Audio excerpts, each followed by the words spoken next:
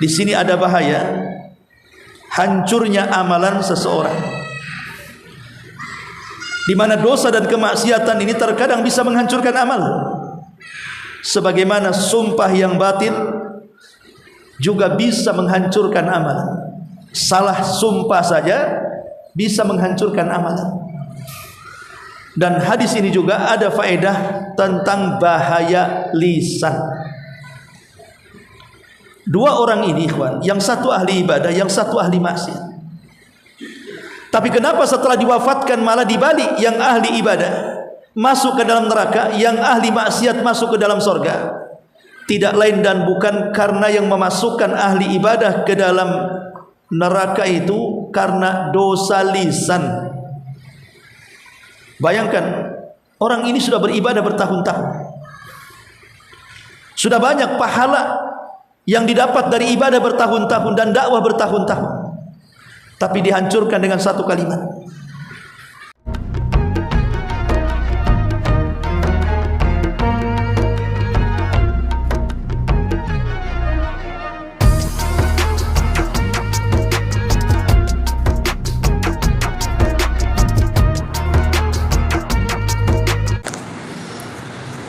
Baik, kita mulai.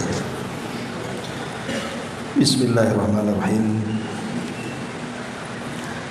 Assalamualaikum warahmatullahi wabarakatuh. Alhamdulillah wassalatu wassalamu ala Rasulillah wa ala alihi wa sahbihi wa mawalah. Wala hawla wala quwwata illa billahi wa ba'd. Alhamdulillah, segala puja dan puji hanya milik Allah subhanahu wa ta'ala. Salawat dan juga salam kita hadiahkan kepada Rasul kita Nabi besar Muhammad sallallahu alaihi wa ala alihi wasallam.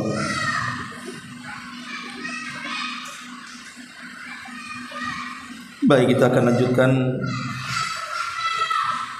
kajian kita, masih membahas kitab Tauhid, dan kita sudah masuki bab ke-63, bab ma jaa fil iqsami 'ala Allah. Bab yang menjelaskan kepada kita tentang larangan sumpah, di mana sumpah ini melewatkan batas takdir Allah subhanahu wa ta'ala. Baik, kita akan baca matannya, baru kita jelaskan.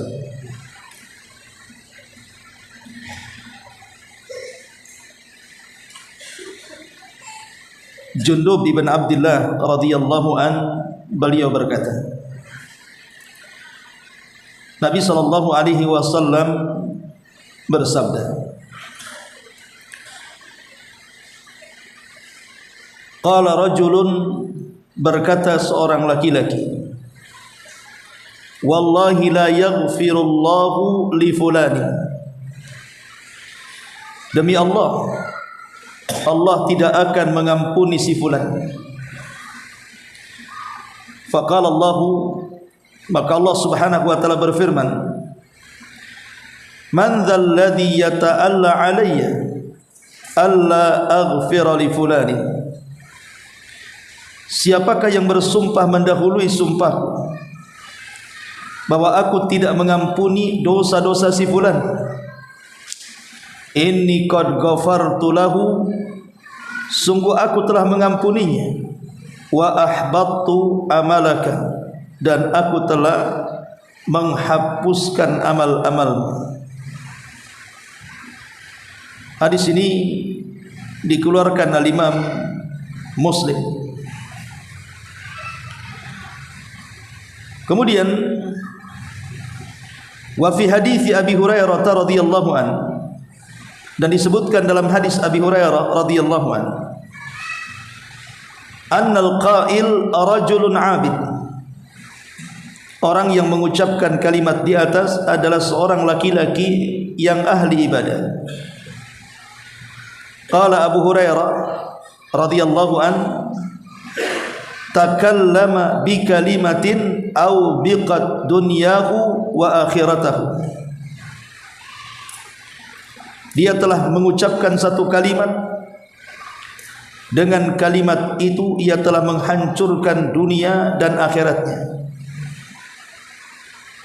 Hadis ini dikeluarkan Ahmad dan Abi Dawud. Baik, ma'asyiral muslimin wal muslimat rahimani wa rahimakumullah. Bab ini menjadi peringatan untuk tidak bersumpah mendahului Allah Subhanahu wa taala. Jadi bab ini akan menjelaskan kepada kita larangan mengucapkan sumpah yang mendahului takdir Allah Subhanahu wa taala. Sebenarnya kisah daripada riwayat ini itu disebutkan dalam riwayat Abu Hurairah radhiyallahu an yang dikeluarkan oleh Al-Imam Abi Dawud tentang kisah dua orang yang sangat dekat, bahkan saling bersaudara. Jadi kana rajulani fi bani Israil mutawakhiyaini. Ada dua orang dari zaman Bani Israel yang saling bersaudara satu dengan yang lain. Fakana ahaduhuma yudhnib wal akhar mujtahid fil ibadah. Dua orang yang bersaudara ini berlainan. Yang satu suka melakukan dosa, tapi yang lainnya semangat dan giat melakukan ibadah. Fakana la yazalul mujtahid yaral akhar ala dzambi fayaqul aqsir. Dan orang yang semangat melakukan ibadah ini punya kepedulian kepada saudaranya yang ahli maksiat. Setiap kali saudaranya berbuat dosa, dia pun menasihati dan mengatakan aqsir, berhentilah dari maksiat. Dan begitulah dia terus menasihati saudaranya agar jangan sekali-kali jangan sekali-kali mengulang perbuatan dosa dan maksiatnya. Sampai pada waktunya fawajadahu yawman ala dzambin. Sampai satu hari betul-betul dia mendapatkan saudaranya dengan kedua matanya sedang melakukan dosa. Faqala lahu, maka sang ahli ibadah mengatakan kepadanya, aqsir, berhentilah wahai saudaraku dari maksiat. Tiba-tiba yang ahli maksiat ini marah dan mengatakan, faqala khallini wa rabbi abu ista alayya raqiba. Khallini wa rabbi abu ista alayya raqiba. Orang ini mengatakan, demi Allah, sebaiknya engkau tinggalkan aku. Sebaiknya engkau tinggalkan aku. Biarkan aku bersama Rabbku. Apakah engkau memang diutus oleh Allah Subhanahu wa taala untuk selalu mengawasiku setiap hari? Seolah-olah dia mengatakan, kamu ini gimana? Seolah-olah kemana-mana kau ikut di belakangku. Aku di sini, kau juga di sini. Apakah engkau diutus oleh Allah untuk terus mengawasiku seperti ini? Maka ahli ibadah ini mulai emosi dengan jawaban ahli maksiat yang dinasihatinya, padahal itu saudaranya. Tiba-tiba dia mengucapkan kalimat, wallahi la yaghfirullahu lak aw la yudkhilukallahul jannah. Kalau engkau mengatakan seperti itu kepadaku, demi Allah aku bersumpah atas nama Allah, Allah tidak akan mengampuni dosa-dosamu, bahkan Allah tidak akan memasukkan engkau ke dalam surga. Faqabadha arwahuhuma. Maka tatkala Allah Subhanahu wa taala mewafatkan keduanya, fajtama inda rabbil alamin, maka keduanya dihadapkan ke hadapan Rabb semesta alam. Faqala li hadzal mujtahid, akunta bi'aliman aw kunta ala ma fi yadi qadiran. Maka Allah Subhanahu wa taala berkata kepada ahli ibadah ini dan mengatakan, apakah kamu lebih tahu daripada aku, kata Allah, atau apakah kamu mampu melakukan apa yang ada dalam kekuasaanku? Jadi Allah Subhanahu wa taala murka gara-gara ucapannya kepada ahli maksiat dan mengatakan, demi Allah, kalau engkau terus melakukan kemaksiatan, maka Allah selamanya tidak akan mengampuni dosamu, bahkan Allah tidak akan memasukkan kamu ke dalam surga. Di sinilah Allah murka dan mengatakan, hei kamu, maksudnya ahli ibadah ini, apakah kamu lebih tahu dari aku bahwa dia akan masuk neraka dan tidak akan masuk surga, atau dosa-dosanya tidak akan diampuni? Apa engkau lebih tahu dari aku, kata Allah? Atau apakah kamu mampu melakukan apa yang ada dalam kekuasaanku? Maka Allah Subhanahu wa taala mengatakan kepada orang yang melakukan dosa, idhab fadkhulil jannah, idhab fadkhulil jannata birahmati. Engkau, maksudnya isyarat kepada orang yang melakukan dosa tadi, masuklah kau ke dalam surga dengan rahmat. Wa qala lil akhar, dan berkata kepada orang yang ahli ibadah dan rajin ibadah ini, idhabu bihi ilan nar. Sementara kamu, masuklah ke dalam neraka. Lihat ma'asyiral muslimin wal muslimat rahimani wa rahimakumullah.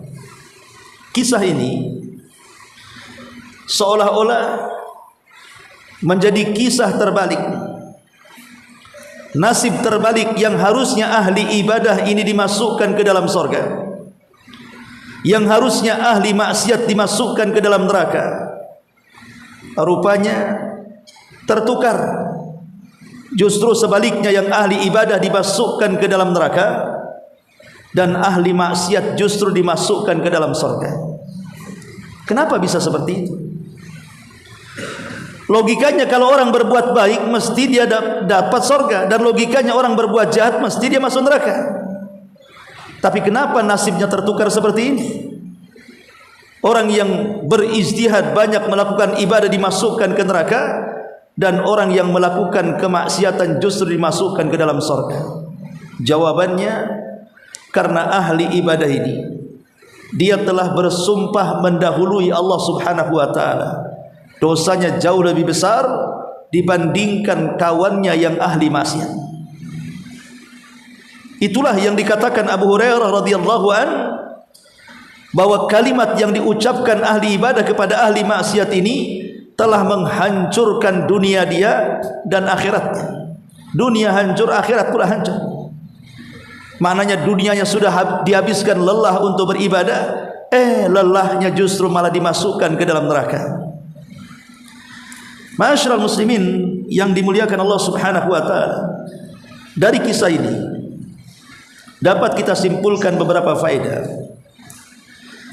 Seorang muslim pada hakikatnya wajib membenci kemaksiatan yang dilakukan manusia.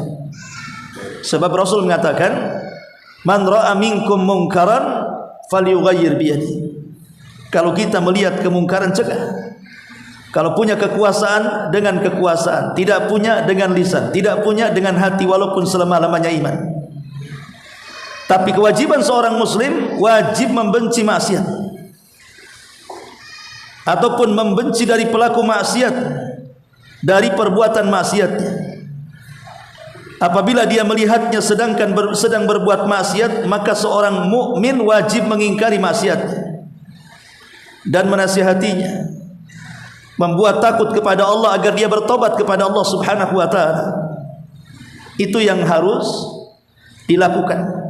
Jadi kalau ada orang yang bermaksiat, kita wajib membenci, tetapi setelah membenci perbuatannya, kita jangan membenci orangnya. Kita hanya benci maksiatnya saja. Adapun orangnya kita doakan, kita nasihati agar dia semakin takut dan bertobat dari maksiatnya. Mudah-mudahan ada harapan berobat.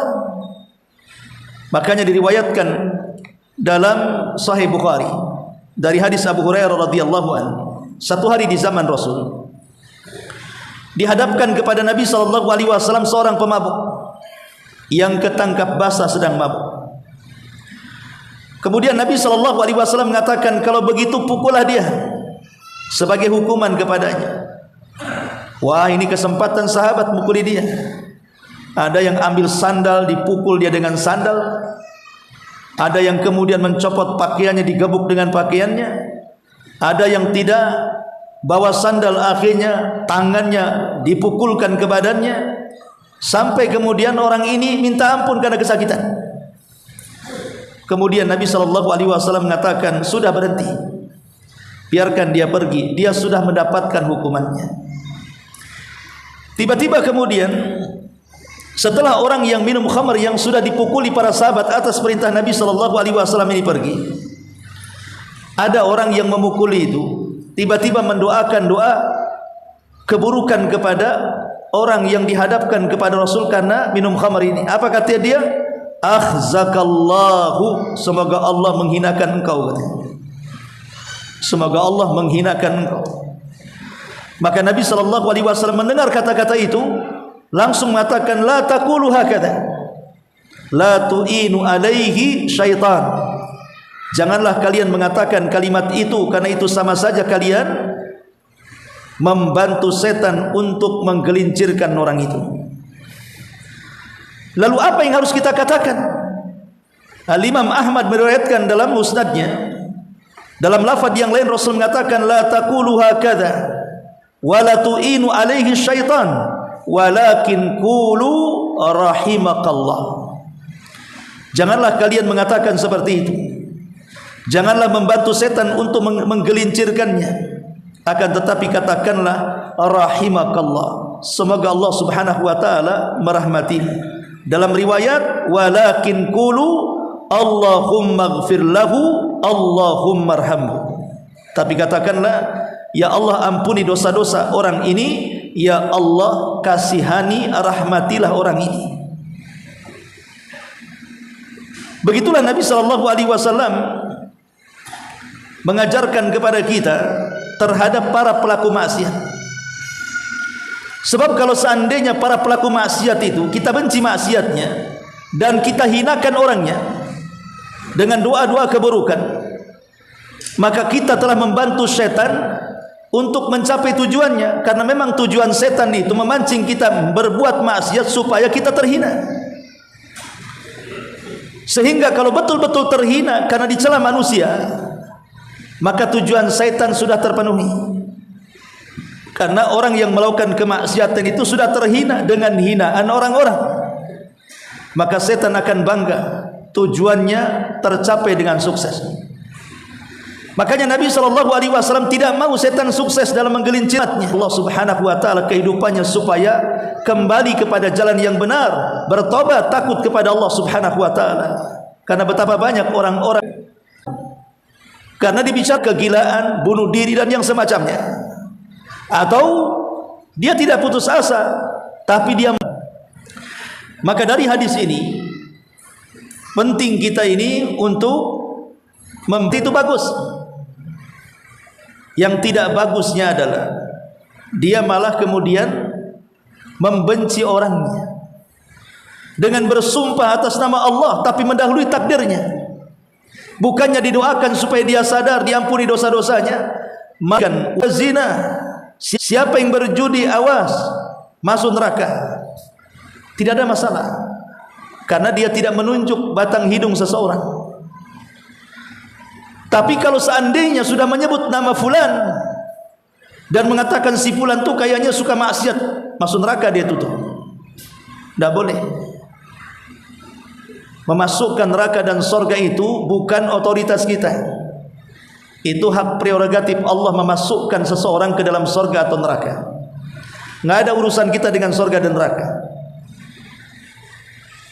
Kecuali memang orang-orang yang kita sebut secara ta'yin atau secara individu itu memang berdasarkan nas Al-Quran atau Sunnah, memang si fulan itu masuk surga atau si fulan itu masuk neraka, maka nggak apa-apa. Contoh umpamanya, Nabi SAW menyebutkan tentang 10 sahabat dalam satu redaksi hadis bahwa mereka akan masuk ke dalam surga. Abu Bakar di surga, Umar di surga, Utsman di surga, Ali di surga, Tolha di surga, Abu Ubaidah di surga, Abdurrahman bin Auf di surga, Sa'id bin Zaid di surga, dan begitu seterusnya. Kalau kita katakan dengan nama Abu Bakar di surga, Umar di surga, Utsman di surga, nggak apa-apa. Kenapa? Karena ada jaminan dari Nabi SAW. Kita boleh mengklaim orang-orang yang sudah ada jaminan. Atau ketika Nabi SAW mengatakan Abu Jahal di neraka, Al-Walid ibn Mughirah di neraka, Umayyah ibn Khalaf di neraka, maka kita katakan Abu Jahal di neraka, ya dia di neraka. Al-Walid ibn Mughirah di neraka, Umayyah ibn Khalaf di neraka, ya masuk neraka. Tidak ada masalah, karena Rasul sudah mengatakan mereka di neraka. Tapi kalau seandainya orang yang tidak disebutkan secara nas dia di sorga atau di neraka, maka kita tidak boleh mengklaim dia di sorga atau di neraka. Apalagi orang itu masih hidup, yang memungkinkan orang hidup itu bisa berubah. Bisa saja perubahannya dari jelek ke baik, atau dari baik ke buruk ke jelek. Namanya orang hidup. Karena orang itu masih hidup dan memungkinkan berubah, jangan sampai kemudian kita klaim bahwa si fulan neraka atau surga. Karena betapa banyak orang-orang yang didoakan keburukan bahkan oleh lisan Nabi sendiri, tapi Allah Subhanahu wa taala mentakdirkan lain dari doa buruk Nabi kepadanya. Contoh ketika perang Uhud, ada 3 orang musyrik yang melukai gigi Nabi sehingga retak, dan melukai kepala Nabi sehingga luka dan berdarah. Maka Rasul berdoa dalam kunut nazilahnya, Allahumma la'an fulan ibn fulan, ya Allah laknatlah si fulan bin fulan, laknatlah si fulan ibn fulan, laknatlah si fulan ibn fulan. 3 orang dilaknat Rasul. Tapi turun ayat dan mengatakan laisa laka minal amri syai'un. Tidak ada urusan engkau wahai Muhammad melaknat orang itu. Karena buktinya 3 orang yang dilaknat Nabi SAW semuanya masuk Islam, dan semuanya baik Islamnya, dan semuanya mati syahid. Kalau seandainya ucapan Nabi SAW saja tidak mempan, doa laknat Nabi SAW tidak mempan, karena Allah mengatakan bukan urusan wahai Muhammad tentang nasib mereka. Macam mana pula kita? Maka kita boleh membenci kemaksiatan, tapi tidak boleh membenci orangnya. Cukuplah maksiatnya kita benci, tapi orangnya kita doakan semoga dia kedepannya semakin baik, semakin sadar, bertobat kepada Allah, takut dan berhenti dari kemaksiatannya. Ma'asyiral muslimin wal muslimat rahimani wa rahimakumullah. Dalam hadis ini ada beberapa pelajaran yang mungkin bisa kita ambil pelajaran. Yang pertama, pelajaran yang kita bisa ambil dari hadis ini, jangan suka meremehkan seorang muslim. Jangan meremehkan seorang muslim, karena orang ini dalam hadis ini meremehkan saudaranya yang melakukan dosa. Dengan cara apa? Mengancam dan meyakinkan bahwa dia tidak akan diampuni dosanya, dan dia tidak akan masuk surga alias masuk neraka. Padahal ampunan dan neraka itu milik Allah Subhanahu wa taala. Tidak lain dan bukan kata-kata ia kepada saudaranya adalah bentuk merendahkan saudaranya, dan merendahkan saudaranya walaupun dia orang yang melakukan dosa, maka itu sebuah kezaliman. Bukankah Rasul mengatakan al-muslim akhul muslim? Seorang muslim itu saudaranya muslim yang lain, tidak boleh menzaliminya, tidak boleh menghinanya, tidak boleh merendahkannya, dan begitu seterusnya. Maka seseorang yang yahtakirun nas, merendahkan manusia karena zahir perbuatan maksiatnya, orang ini tidak tahu. Terkadang orang yang kita anggap rendah di mata kita, rupanya dia baik di sisi Allah Subhanahu wa taala. Pamannya kita lihat ada orang yang sedang mungkin terjatuh kepada dosa zina,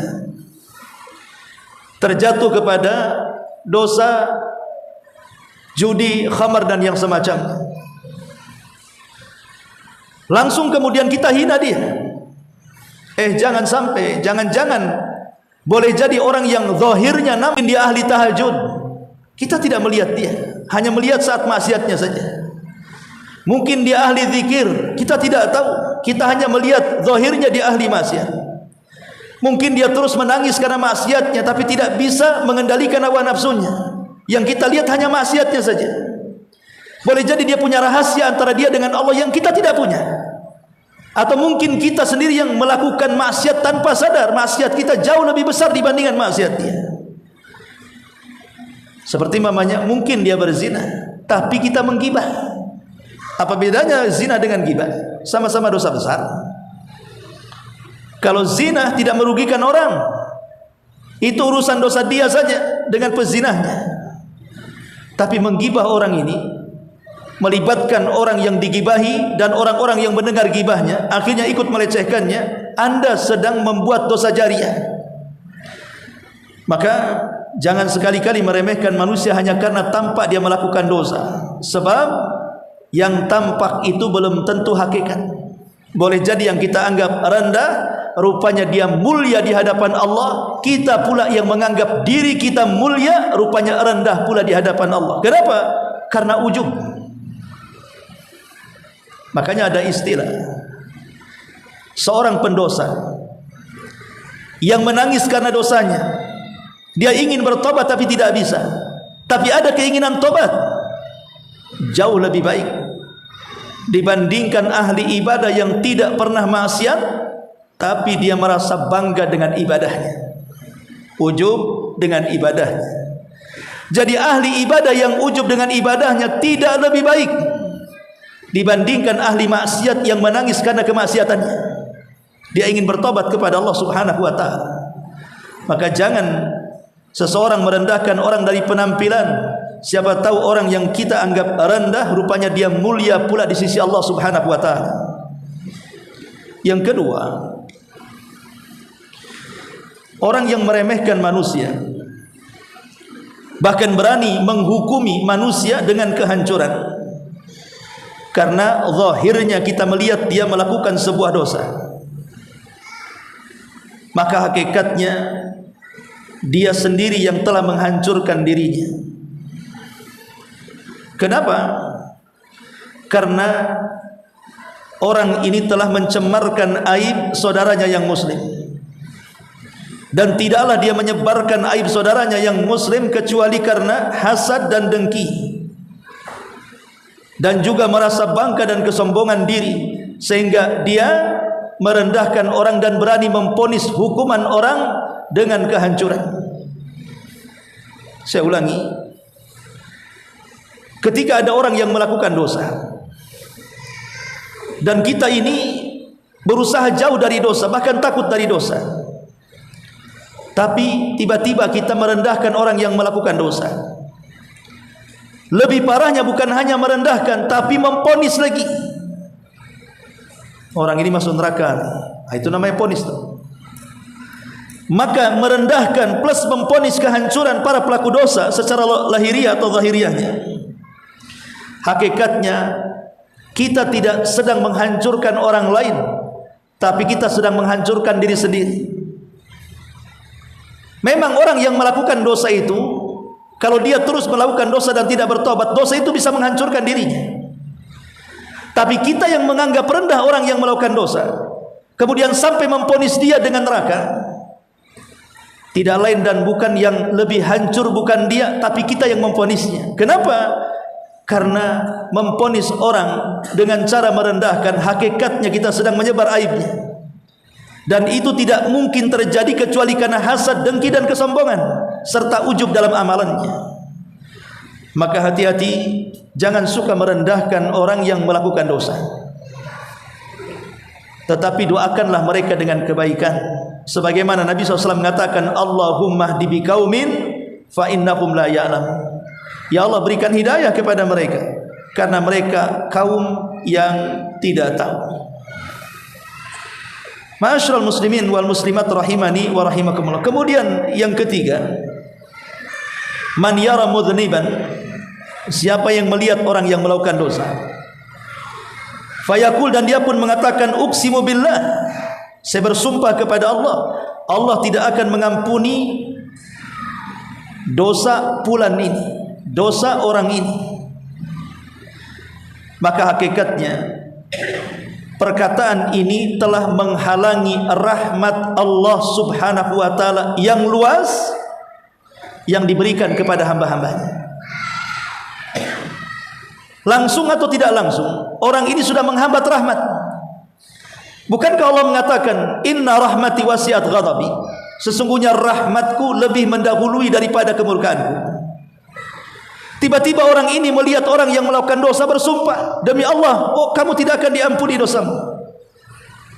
Engkau sudah mendidingi rahmat Allah subhanahu wa ta'ala kepada manusia, membatasi rahmat Allah manusia, rahmat Allah kepada manusia. Ingat, Allah itu luas ampunannya, luas rahmatnya. Kenapa kau dindingi dengan mengatakan seperti itu? Maka orang yang menghalang-halangi manusia untuk bertobat kepada Allah azza wa jalla dengan menyekat atau membuat dinding rahmat Allah sampai kepadanya, maka itu sama saja telah membuat keputusasaan kepada orang yang dicelanya dari perbuatan dosa yang dilakukan. Ma'asyiral muslimin wal muslimat rahimakumullah.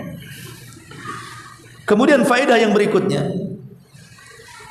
dalam hadis ini juga tahrimul halafi ala masyiatillahi azza wajalla, haram hukumnya bersumpah di atas kehendak Allah subhanahu wa ta'ala.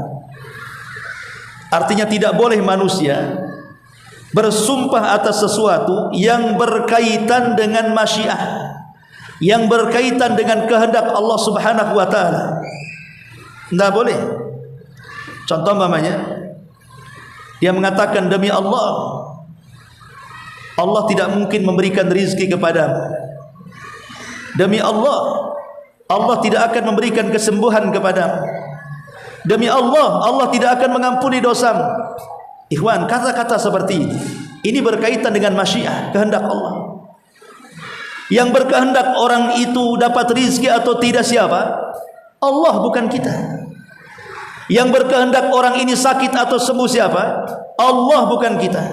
Yang berkehendak orang ini diampuni dosa-dosanya atau tidak siapa? Allah. Allah yang berkehendak. Kalau Allah berkehendak sembuh satu dunia, membuat orang sakit tidak akan bisa. Sebagaimana kalau Allah berkehendak dia sakit, satu dunia menyembuhkan dia tidak akan bisa. Kalau Allah berkehendak dia miskin, satu dunia hendak memberikan kekayaan, mustahil bisa. Kalau Allah berkehendak dia kaya, satu dunia hendak memiskinkan dia, tidak mungkin mampu. Kalau Allah berkehendak mengampuni dosa dia, tidak ada yang bisa menyeret dia ke neraka. Sebagaimana kalau berkehendak dia masuk neraka, tidak ada yang bisa menyeret ke surga. Jadi ini semua berkaitan dengan kehendak Allah. Maka kita dilarang tidak boleh bersumpah yang berkaitan dengan kehendak. Tidak boleh bersumpah yang berkaitan dengan kehendak Allah subhanahu wa ta'ala, karena kehendak kita ini belum tentu sama dengan kehendak Allah. Kalau Allah berkehendak sementara kita tidak berkehendak, tidak mungkin terjadi. Kalau Allah berkehendak kemudian kita tidak berkehendak, pasti terjadi. Tapi sebaliknya, kalau kita berkehendak tapi Allah tidak berkehendak terjadi, tidak akan terjadi. Apa yang Allah kehendaki jadi, apa yang tidak Allah kehendaki tidak terjadi. Apa yang dikehendaki kita belum tentu terjadi. Apa yang tidak kita kehendaki boleh jadi terjadi. Karena semua atas dasar kehendak Allah subhanahu wa ta'ala. Kenapa dia bisa mengatakan seperti itu? Dengan mengatakan bahwa engkau tidak akan diampuni dosamu, engkau akan masuk neraka, dan begitu seterusnya. Maka haram bersumpah yang berkaitan dengan masyiatullah azza wa jalla, yang berkaitan dengan kehendak Allah subhanahu wa ta'ala. Kemudian juga faedah hadis ini juga, at-tawadhu lillahi wa adamut tajarru alaihi. Jadilah orang yang rendah diri, jangan jadi orang yang kurang ngajar kepada Allah subhanahu wa ta'ala. Su'ul adab, buruk adabnya dengan Allah subhanahu wa ta'ala. Artinya seorang muslim wajib mengetahui bahwa Allah subhanahu wa ta'ala adalah hakim yang putusannya sangat adil, dan bahwasanya rahmat Allah sangat luas, maka jangan kemudian seseorang berani-beraninya atas nama Allah bersumpah mencegat rahmat dan ampunan Allah kepada manusia. Maka harus dipahami, kita ini harus rendah dirilah, berakhlaklah kepada Allah, tawadhu, jangan mendahului Allah. Karena orang yang mengatakan seperti yang disebutkan dalam hadis ini, orang ini sudah melampaui takdir Allah Subhanahu wa taala. Berani-beraninya dia mengatakan bahwa dosamu tidak akan diampuni dan juga engkau akan masuk ke dalam neraka dan tidak akan masuk ke dalam surga. Kemudian juga yang selanjutnya, khuturatu ihbatil amal. Di sini ada bahaya hancurnya amalan seseorang, di mana dosa dan kemaksiatan ini terkadang bisa menghancurkan amal. Sebagaimana sumpah yang batil juga bisa menghancurkan amalan. Salah sumpah saja bisa menghancurkan amalan. Dan hadis ini juga ada faedah tentang bahaya lisan. Dua orang ini ikhwan, yang satu ahli ibadah, yang satu ahli maksiat. Tapi kenapa setelah diwafatkan malah dibalik, yang ahli ibadah masuk ke dalam neraka, yang ahli maksiat masuk ke dalam surga? Tidak lain dan bukan karena yang memasukkan ahli ibadah ke dalam neraka itu karena dosa lisan. Bayangkan, orang ini sudah beribadah bertahun-tahun, sudah banyak pahala yang didapat dari ibadah bertahun-tahun dan dakwah bertahun-tahun, tapi dihancurkan dengan satu kalimat. Dari sini Nabi SAW mengatakan, wa innal abda la yatakallamu bil kalimati la yulqilaha balan yahwi sahibuha fi nari jahannam ab'ad ma bainal masyriqi wal maghrib. Terkadang ada seorang hamba mengucapkan satu kalimat. Bayangkan bahasa Rasul, tidak mengatakan berkalimat-kalimat, cukup satu kalimat. Ada seorang hamba mengucapkan satu kalimat, dan kalimat yang satu diucapkan tanpa sadar, bukan dengan kesadaran, diucapkannya tanpa sadar, la yulqilah habalan. Tetapi satu kalimat ini di dalamnya mengandung murka Allah Subhanahu wa taala. Apa kata Nabi SAW? Yahwi sahibuha fi nari jahannam. Maka cukup memasukkan pelakunya ke dalam jahannam yang jauhnya lebih jauh di antara jarak barat dan timur, kata Nabi. Bayangkan satu kalimat diucapkan tanpa sadar, tapi isinya mengandung murka Allah, cukup memasukkan pelakunya ke dalam neraka. Macam mana yang ngomongnya berkalimat-kalimat, diucapkan dengan sadar, kira-kira lebih pantas masuk neraka atau masuk surga? Lebih pantas masuk neraka dibandingkan yang pertama. Itulah yang sekarang terjadi. Banyak sekarang kemudian ajaran-ajaran sesat dalam Islam, sengaja mengarang buku. Dikarangnya buku isinya sesat semua. Dia karang dengan banyak kalimat. Dia karang bukan karena tidak sadar-sadar. Dia karang buku itu. Rupanya buku ini sesat dan menyesatkan. Kira-kira orang yang mengarang buku yang isinya berkalimat-kalimat, isinya sesat semua itu, pantas masuk neraka atau tidak pantas masuk neraka? Kenapa? Karena yang satu kalimat tanpa sadar diucapkan isinya mengandung murka saja sudah pantas masuk neraka. Macam mana pula yang kemudian ngomong di mimbar berkalimat-kalimat atau ngarang di buku-buku dengan berkalimat-kalimat isinya sesat? Maka itu lebih berhak masuk neraka dibandingkan yang lain. Makanya di sini dosa lisan ini memang membahayakan. Disebutkan dalam hadis Abu Hurairah radhiyallahu anhu. Hadis ini dicantumkan bukan dalam Sahih Bukhari tapi dalam Kitab Adabil Mufrad karya Bukhari yang lainnya.